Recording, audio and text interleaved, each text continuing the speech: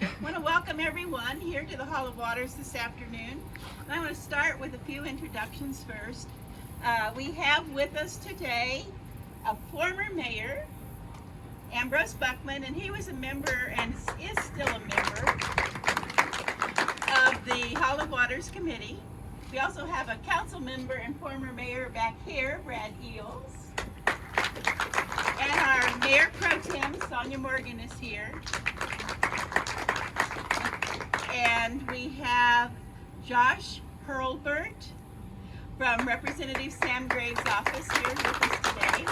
And I am your mayor, Sharon Powell, and we are here to announce the 11 most endangered buildings in the United States. We are pleased that the National Trust for Historic Preservation has released today the 11 most endangered historic places for 2020. We are thankful that the Hall of Waters is joining this list with sites such as Mount Vernon, National Battlefields, and Nashville's Music Row. The National Trust spotlights important examples of endangered buildings that are at risk of irreparable damage or destruction. The Hall of Waters is an iconic building in our region and houses one of the longest water bars in the world. Taking care of an 80-plus-year-old building is difficult and it requires special care. When we repair things like these entrance doors over here, we have to be concerned about the special skill needed to preserve the historic tile around the doors. And when we are preserving exterior elements, we have an obligation to the National Registry listing to take special care in preserving this building. Being listed as one of America's most endangered historic buildings brings the plight of our building to the national forefront, and it showcases the building on a national platform. This will allow us to continue to search for partners that we want to be in our community and that have a desire for preserving historic buildings. We are thankful to the National Trust for Historic Preservation and the work that they are doing to save America's historic places. For more than 30 years now, Sonia Morgan has worked in our community in preservation, and she has played an important role in keeping this building in front of the national audiences to make sure that they know we need their assistance. And she has just been at this constantly for the last 30 years, contacting people several times a year to make sure that they are paying attention to us. And so we want to thank Sonia for all of that hard work, and at this time, we're going to turn it over to her.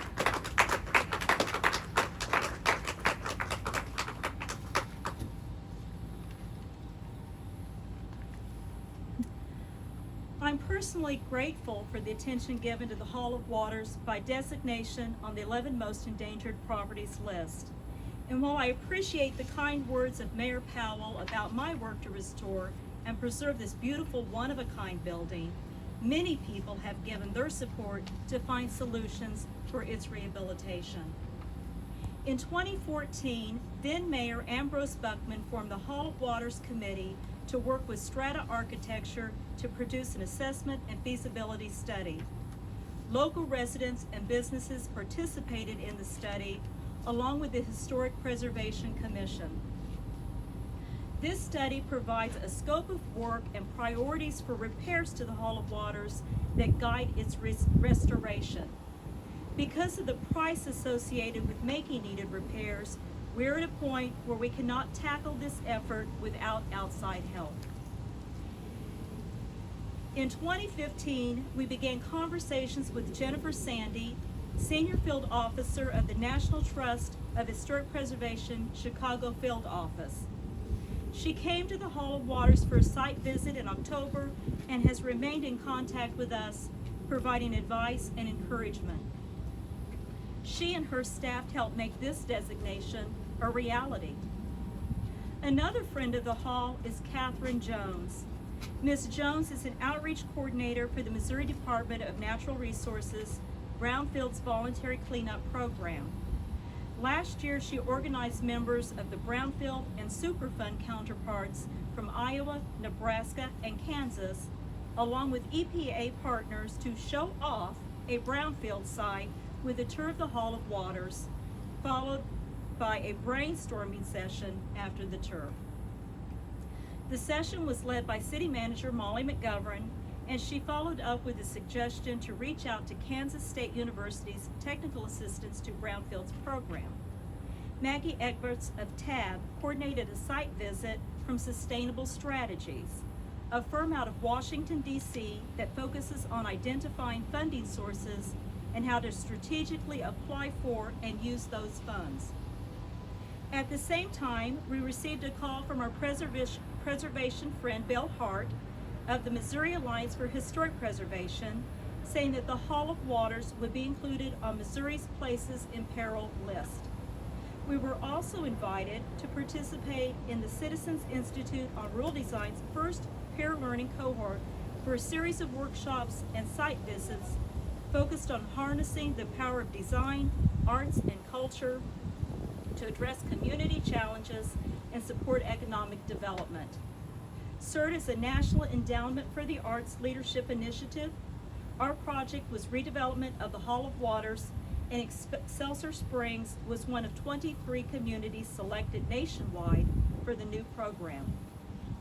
Over the past few years, one contact has led to another as we seek to fulfill our goal of finding the right public-private partnership that will push the government offices out of the building and open it to a future that better reflects its past. A place for public gathering, tourism, health, and economic prosperity. The Hall of Waters is our connection with our mineral water past, the backdrop to our town's heritage stories. Our residents have fond memories of the building. It is also the location of new memories to be made. When Excelsior Springs found itself in the path of totality in 2017, the Hall of Waters was the center of our Solar Festival party, a successful, if somewhat damp, event with thousands of people from all around the world enjoying the Hall of Waters and downtown. While we hope that the 11 Most Endangered Properties designation for the Hall of Waters will provide renewed interest into its rehabilitation, it's not the only exciting news we have for you today. I'd like to invite Mayor Powell back up here to share more good news. Hey. I'm also very excited to give you this announcement. We were fortunate to receive a national grant for Saving America's Treasures. 42 conservation projects in 26 states were selected to receive funding from the National Park Service in partnership with the Institute of Museum and Library Services, the National Endowment for the Arts, and the National Endowment for Humanities. We are pleased to also announce today that the Hall of Waters has received a $500,000 grant to make some of the repairs that we've already mentioned that need to happen, such as repairing these entry doors, the windows and doors in the Hall of Waters, cleaning and tuck pointing and sealing the north and east facades of the building, repairing the lighted tower which is being crushed under its weight. And our Capital Improvement Authority partnered to match this grant. So this building is one of our larger assets, and it houses our city offices. It's an important part of downtown, and it plays a vital role in the major industry of our community's tourism. We have several thousand people visit this building annually, and through the hard work of staff members, we have a small museum which tells our history related to the water and the building. Today, we are celebrating, and we are thankful for the national platforms that make saving historic buildings possible. We'd like to thank all of our partners that have made these awards a reality, particularly those that we have mentioned already, and also Sam Graves' office for their assistance with Saving America's Treasures grant. Our partnership at Brownsfields for their assistance in bringing the project to the attention of others, and to Jennifer Sandy, National Trust for Historic Preservation, for continuing to assist in pushing our project out to build national awareness. We want to thank you all for being here today. And if you would like to take a tour of the building, please feel free to come in and look around. We are happy to assist you in getting any video footage that you might need or would like. And I'll give you a couple of touring points to think about if you go in. Look at the longest water bar in the world.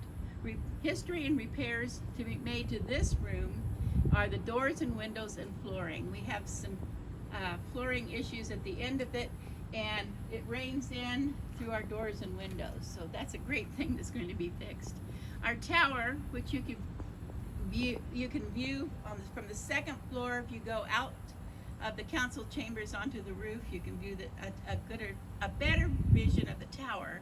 The glass bricks are breaking, crushing under the weight of the glass. The entry doors here are 2 stories tall, and the repair for that is a very intricate work because the tile has to be, and the tile's on the inside, but the tile needs to be preserved. Also, the pool area, you can see where the ceiling is, the spalling is taking place on the ceiling. So those are some of the areas that this $1 million that we have for our restoration to start with is going to address. And so we thank you all for coming, and please feel free to come in and tour if you would like.